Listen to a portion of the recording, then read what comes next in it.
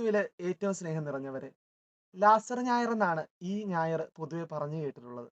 രോഗികളെയും പ്രായമായവരെയും പറ്റി ചിന്തിക്കുകയും അവർക്ക് വേണ്ടി പ്രത്യേകം പ്രാർത്ഥിക്കുകയും ചെയ്യുന്ന ഒരു ദിവസം. സഭാമാതാവ് ഇന്ന് നമ്മുടെ വിചിന്തനത്തിനായി നൽകുന്നത് ലാസറിന്റെ ഉയർപ്പാണ്.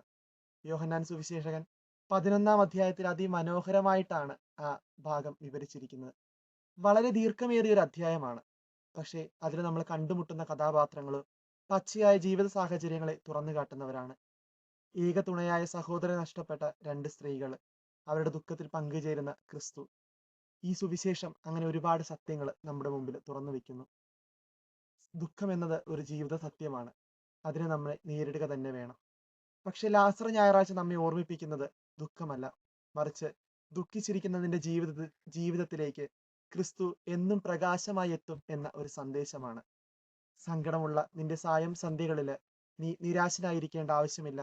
അവിടെ നീ വിശ്വസിക്കുക, ഒരു അത്ഭുതം നീ കാണും എന്ന് പറഞ്ഞുകൊണ്ട് ക്രിസ്തു നമ്മുടെ ജീവിതത്തിലേക്ക് കടന്നു വരുന്നത് കാണാൻ സാധിക്കും.